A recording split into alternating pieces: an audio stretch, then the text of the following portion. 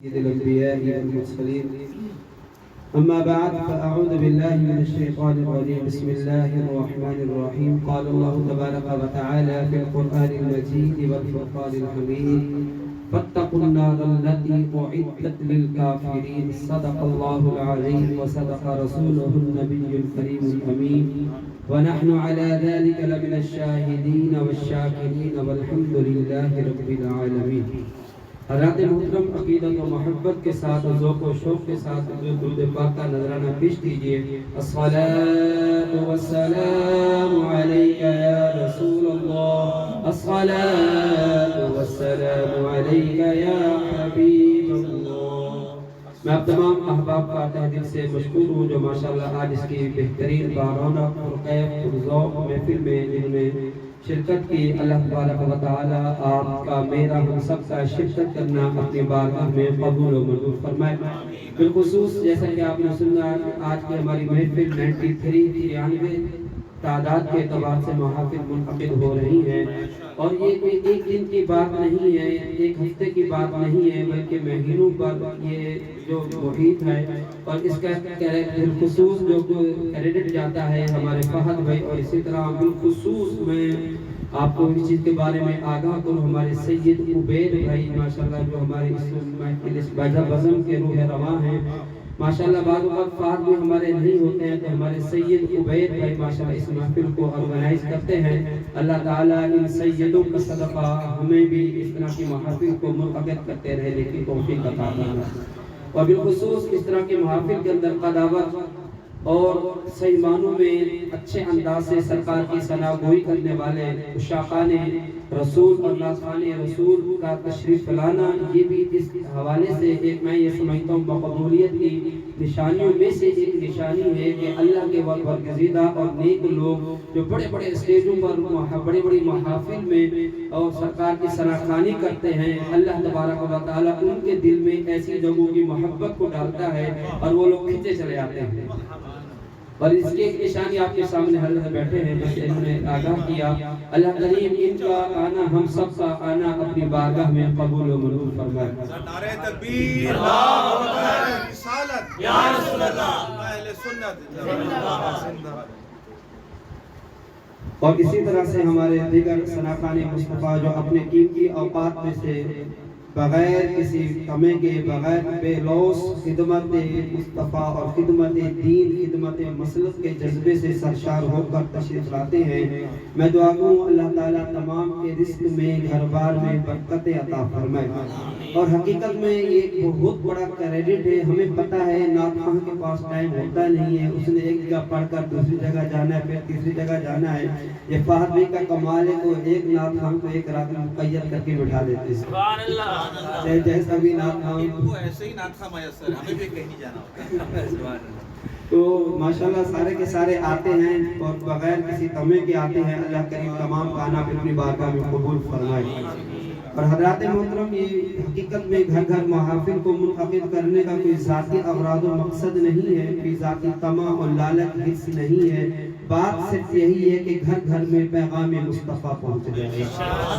گھر گھر میں ہمارے بچے کو پتہ ہو کہ ہم نبی کے غلام ہیں اور ہمارا یہ عقیدہ اور نظریہ ہے اللہ کے آخری نبی محمد مصطفیٰ ہیں. ہم بھی کہتے ہیں سب سے آخری نبی محمد مصطفیٰ، عقیدہ اہل بیت کا، اولیاء کا نظریہ، سب سے آخری نبی، سب سے آخری نبی. الحمدللہ. تو اس چیز کی بہت زیادہ ضرورت ہے کہ ہم بچوں کو اویئر کریں. آج ملکی حالات آپ تمام احباب کے سامنے ہیں. ہمارے ملکی سطح پر باقاعدہ ایک آفیشلی اچھے انداز سے ببانگ دہل اچھے انداز سے کوئی بھی آواز بلند نہیں کی جا رہی کہ جس میں یہ کہا جا رہا ہو کہ فلسطینیوں کے ساتھ یہ ظلم ہو رہا ہے.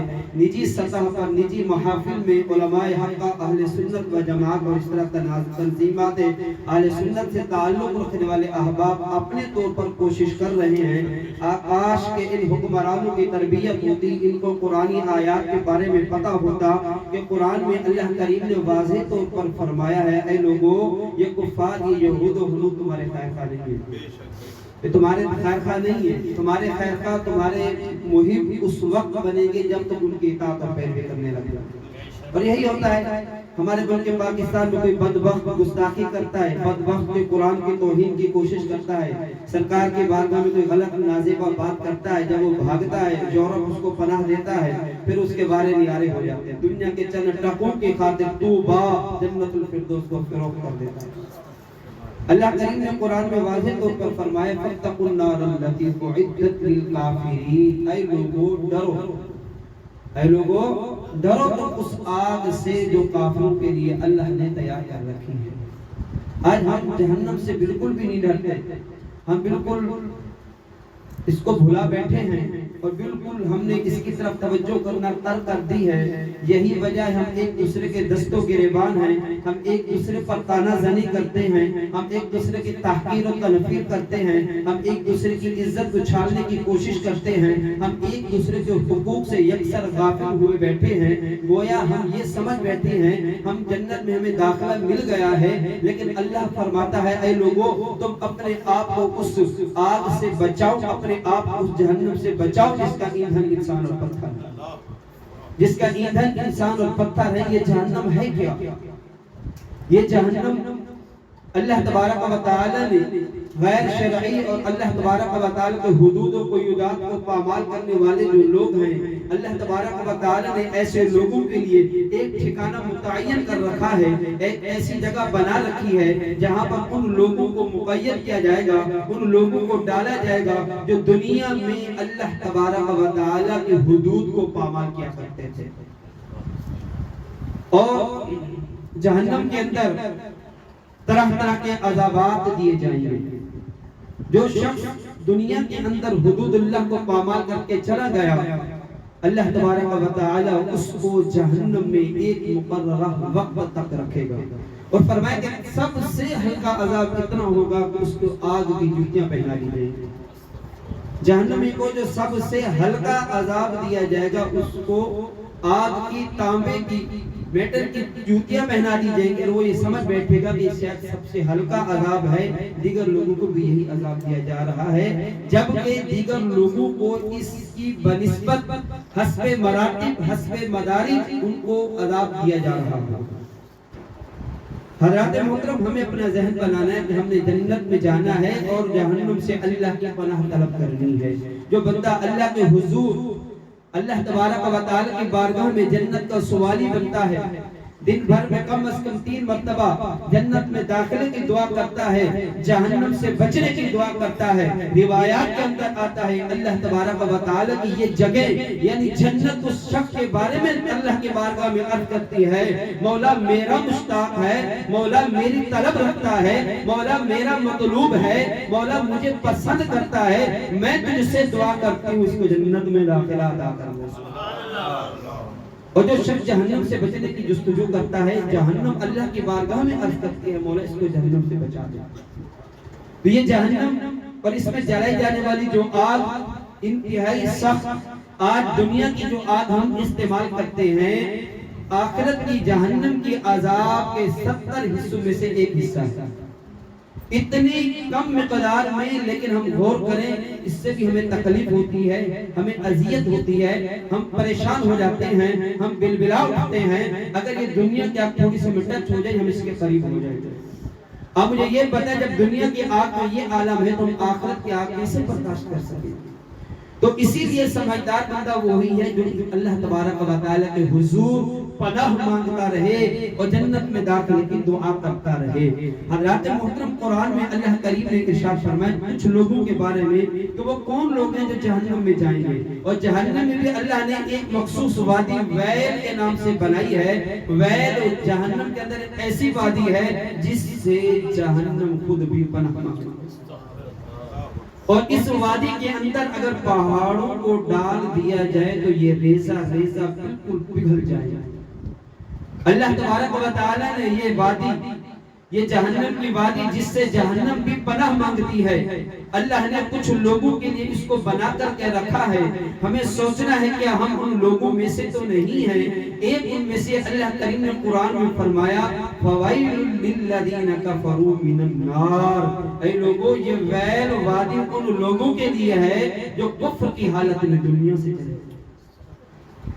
آج ہمیں فکر نہیں ہوتی اپنے ایمان کی، ہم مسلمان گھرانے میں پیدا ہوئے، ایسا پیارا مسلمانوں والا ماحول مل گیا، اچھی گیدرنگ، اچھی صحبت، اچھی سوسائٹی میسر آ گئی، لیکن اس چکر میں میں نے اپنی آخرت کو یکسر فراموش کر دیا۔ سوشل میڈیا کے ذریعے آج تو میں گوگل مفتی کے ذریعے خود مفتی بن کے بیٹھا ہوا ہوں، علماء سے ہم رہنمائی بھی نہیں لیتے ہیں، خود سے اٹکل بچوں سے گوگل صاحب کے ذریعے ہم چیزیں تلاش کر رہے ہوتے ہیں، جس کی وجہ سے نہ چاہتے ہوئے بھی انسان گمراہی کے عمیق وادیوں میں جا پڑتا ہے۔ اور ایسے لوگ سوشل میڈیا یوٹیوب پر بیٹھ کر آپ کو سنہرے سبز باغ دکھاتے ہیں بظاہر، اور در حقیقت آپ کے ایمان پر ڈاکہ ڈالنے کی تیاری کر رہے ہیں، ہمیں پتہ ہی نہیں چلتا۔ ہم پھر کچھ دنوں کے بعد ان کا دفاع کر رہے ہوتے ہیں، اور انہی کے جو مسلمانوں میں رہتے ہیں سینکڑوں نہیں لاکھوں کروڑوں کی تعداد میں، ان کے ملین میں ان کے ویوز اور اسی طرح سے ان کے فالوورز کی تعداد آ رہی ہوتی ہے، اور جبکہ یہ وہی لوگ ہوتے ہیں جو آہستہ آہستہ لوگوں کا ایمان پر ڈاکہ ڈالنے کی کوشش کر رہے ہیں، اور آپ ان محافل سے بھی دور کر دیتے ہیں، کہتے ہیں یار یہ کیا محفل ہو رہی ہے، یار یہ تو کوئی چیز نہیں ہے۔ حالانکہ جو لوگ ماشاءاللہ میرے چہرے واقف ہیں، ایک تعداد ہے جو مستقل محافل میں آتے ہیں، اگر کوئی اعتراض کرتا ہے کہ حضرت ان محافل میں ملتا کیا ہے، تو ہم کوئی علمی جواب نہیں دیں گے، ہم صرف یہی پوچھیں گے جو لوگ اس میں شرکت کرتے ہیں ان سے جا کر کے قلبی، ذہنی، روحانی، جسمانی جملہ امراض سے حفاظت اور اللہ تبارک و تعالی سکون میسر فرماتا ہے۔ یہ وہ محافل ہیں جن میں شرکت کی برکت سے اللہ تبارک و تعالی، جن میں شرکت کی وجہ سے اللہ تبارک و تعالی موذی امراض سے لوگوں کو شفا عطا فرما دیتا ہے۔ تو اللہ ہمیں ایسی محافل میں شرکت کرتے رہنے کی توفیق عطا فرمائے۔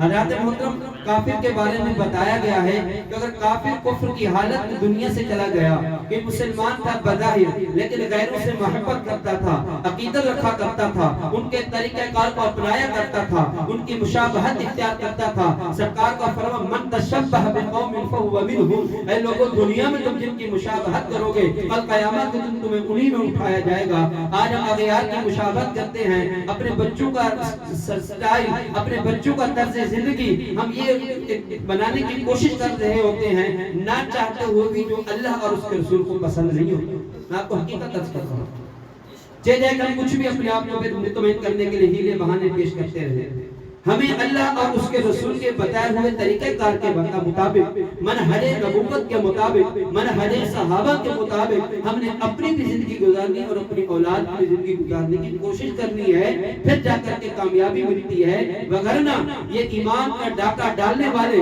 یہ ڈاکو رہزن ہر طرف گھوم رہے ہیں، ہمیں پتہ ہی نہیں چلے گا یہ ہمارا ایمان سلب کر کے لے جائے گا۔ حضرت سفیان ثوری رحمۃ اللہ تعالی علیہ یہ بہت بڑے ولی کامل تھے، عاشق رسول تھے، اللہ والے تھے، بہت بڑے عالم دین تھے۔ یہ جوانی میں نا بالکل جھک کر چلتے تھے، ایسے لگتا تھا ان کی کمر ٹوٹی ہوئی ہے۔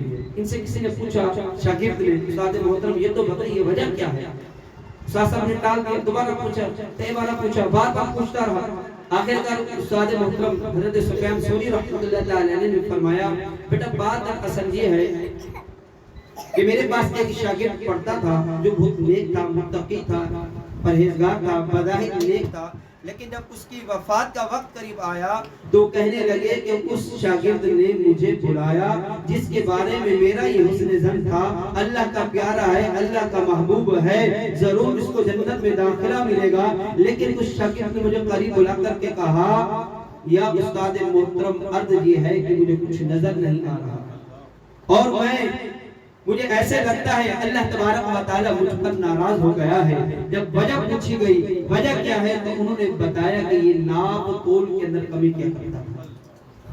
تو یہ ناپ تول کے اندر کمی کرنا یہ بھی اس خطرناک وادی غی میں جانے کا سبب ہے. کفر یہ بھی جہنم میں جانے کا سبب ہے جو کفر کے اندر مبتلا ہو جاتا ہے. اسی لیے علماء فرماتے ہیں جب بھی سونے لگو تجدید ایمان کر کے سویا کرو. ہمیں نہیں پتا ہم نے کوئی ایسا جملہ زبان سے استعمال کر دیا ہو, ہمیں نہیں پتا ہم نے کوئی ایسی بات سنی ہو, ہمیں نہیں پتا ہم اسلام سے خارج ہو چکے ہو. اسی لیے جب سونے لگے اس سے قبل ہم تجدید ایمان کر لیں اور کسی کو اپنے ایمان پر گواہ بنا لیں. یہ آپ کے لیے کامیابی ہے, یہ آپ کے لیے کامیابی ہے. تو کفر کی حالت میں جو گیا فرمایا اس کے لیے ہمیشہ ہمیشہ کے لیے نار ہے اور اس کو سب سے سخت وادی, سب سے سخت عذاب غی کے اندر ڈال دیا جائے گا, اس کو عذاب میں مبتلا کر دیا جائے گا.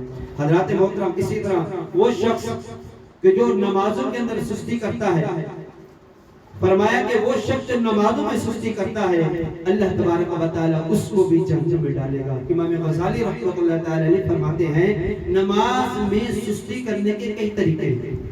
نماز کو ٹائم پر نہ پڑھنا, پتہ ہے نماز کا ٹائم ہو چکا ہے پھر بھی سستی کر رہا ہے, تو اس طرح نماز نہ پڑھنا وہ تو ایک الگ عذاب کی کیفیت ہے. لیکن جو نماز میں سستی کر رہا ہے فرمایا ایسے شخص کو بھی اللہ تبارک و تعالی جہنم کی سخت ترین وادی غی کے اندر ڈالے گا جس پر عذاب مسلط کر دیا جائے گا. فرمایا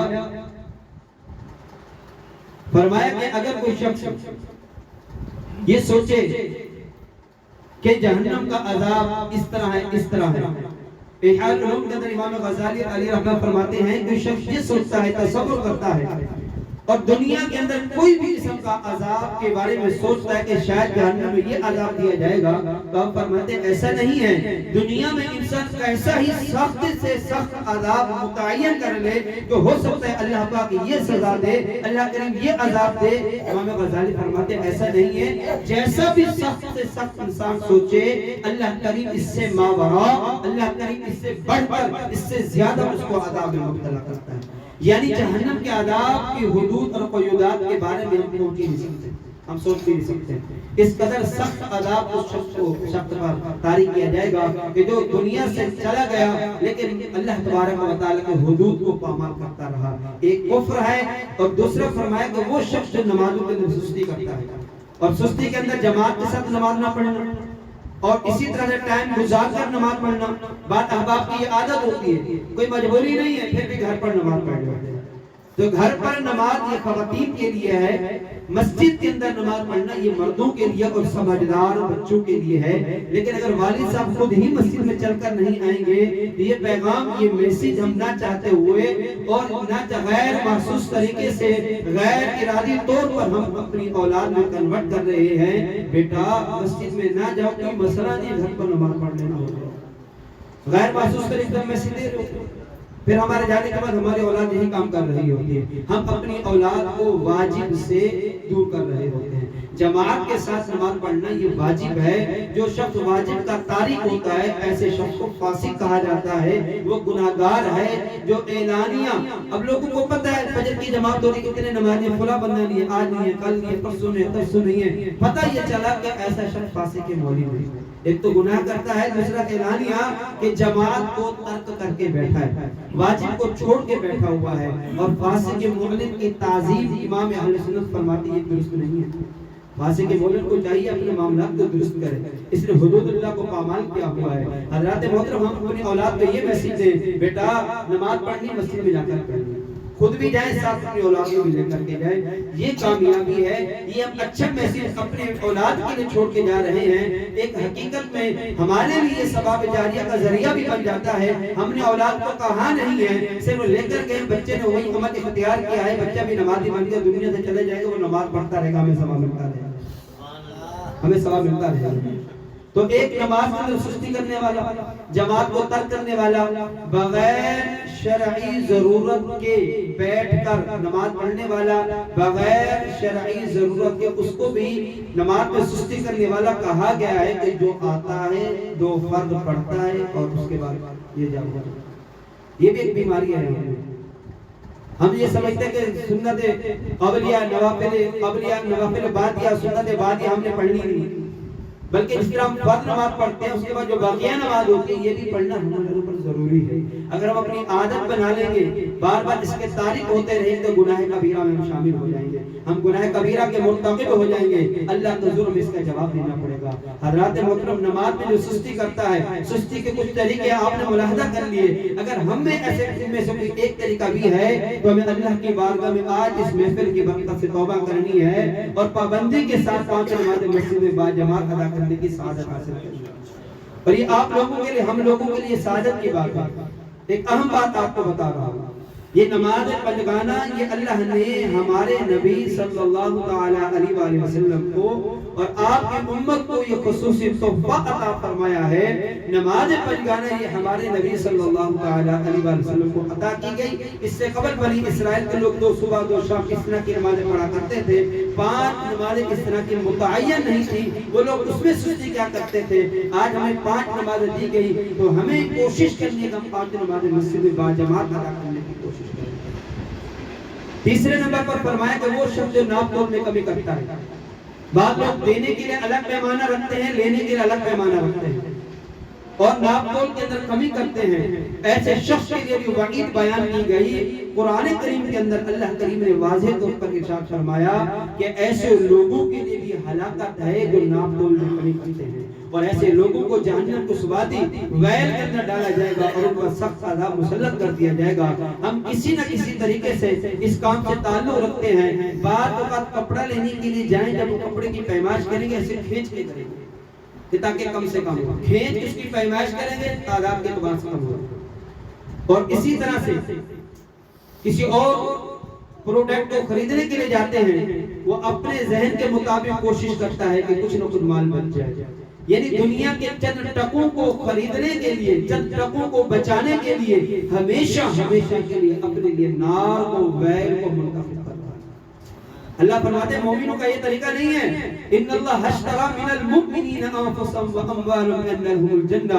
اے لوگوں, نیک لوگوں کا, اللہ والے لوگوں کا طرز عمل تو یہ ہونا چاہیے. اللہ والے تو وہ ہیں جو اپنے اللہ تبارک و تعالی کے حضور جانوں اور مالوں کے ذریعے جنت کو خریدتے ہیں. ہم کیسے مسلمان ہیں, ہم چند ٹکوں کی خاطر جہنم کو لے کر بیٹھ جاتے ہیں. تو مال میں, ناپ تول میں کسی بھی اعتبار سے کوئی بھی کاروبار کرتا ہے, کچھ مال زیادہ چلا جائے یہ گھاٹے کا سودا نہیں ہے, یہ نفع کا سودا ہے. کچھ مال اپنی طرف سے زیادہ دے دے. بعض بزرگوں کو دیکھا کیا ہے, ان کا یہ طرز عمل ہے, جب لیتے تھے تو کم لیتے تھے, دیتے تھے تو زیادہ دیتے تھے. ان کا یہ طرز زندگی تھا.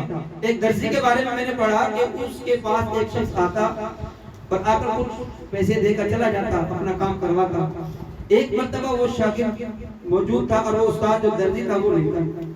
اب جب وہ شخص آیا تو آ کر اس نے اپنے استاد کو بتایا کہ آج فلاں شخص آیا تھا جو مستقل آپ سے کپڑے سلوانے کے لیے آتا ہے, لیکن اس نے جو پیسے دیے تھے وہ چلنے والے نہیں تھے, ناقص و ناکارہ تھے, کھوٹے سکے تھے.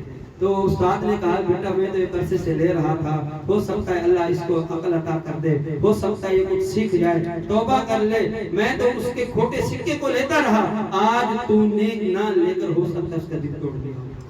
یہ اللہ والوں کا طرز زندگی تھا. حالانکہ اس کے لیے لینا, اس کے لیے منع کرنا درست شرعی تو اس کی گرفت نہیں ہے, لیکن اس کے باوجود اللہ والوں کا یہ طریقہ رہا ہے. ان کے پیش نظر قرآن کی آیات بینات موجود ہیں. اے لوگوں, جب تم ناپ تول میں کام کرنے لگو تو برابری اختیار کرو, اس میں کمی نہ کرو. ایک بزرگ کے بارے میں آتے ہیں, وقت وفات ان کو دیکھا گیا, کہتے تھے 2 پہاڑ 2 پہاڑ 2 پہاڑ. اللہ والے دوسرے بزرگ ساتھ گئے, وجہ کیا تھی, تو ان سے پوچھا گیا گھر والوں سے یہ کرتے کیا تھے, تو انہوں نے بتایا یہ غلہ تول کر دیا کرتے تھے. غلہ لوگوں کو اناج دیا کرتے تھے, جب اناج دیتے تھے تو ایک پیمانے سے لیتے تھے تو دوسرے پیمانے سے. تو اللہ والے سمجھ گئے, بولا توبہ کرے, حقیقت میں اس کے بعد استغفار پڑھیں, اس کے بعد ایسی دعائیں کریں, اللہ کریم آسانی عطا فرمائے. تو انہوں نے فرمایا وہ اس کو جو 2 پہاڑ نظر آتے تھے نا, وہ یہ 2 پیمانے تھے جو غیر شرعی طریقے سے اس نے قائم کیے ہوئے. حضرات محترم, اللہ دنیا میں بھی دکھا دیتا ہے. اسی طرح اس شخص کے بارے میں بھی بتایا گیا کہ جو دنیا کا مال جمع کرنے میں لگا رہتا ہے, الذی جمع مالا وعدده, کہ وہ شخص جو دنیا کے اندر مال جمع کرتا ہے. الہاکم التکاثر حتی زرتم المقابر, اے لوگوں تمہیں مالوں کی کثرت نے غفلت میں ڈال دیا, یہاں تک کہ تم نے قبروں کا منہ دیکھ لیا. حقیقت یہی ہے. ہم ساری زندگی مال جمع کرنے میں لگاتے ہیں، یہ سوچتے ہیں کہ یار آگے کی لائف اچھی گزرے گی، آگے جاتے ہو قبر انتظار کر رہے ہیں، قبر کی زندگی آ جاتی ہے۔ اور پھر نبی کریم صلی اللہ تعالی علیہ وآلہ وسلم نے ارشاد فرمایا 3 چیزیں ہیں جو انسان کے کام آتی ہیں، 3 چیزیں ہیں جو بندہ مومن کے کام آتی ہیں۔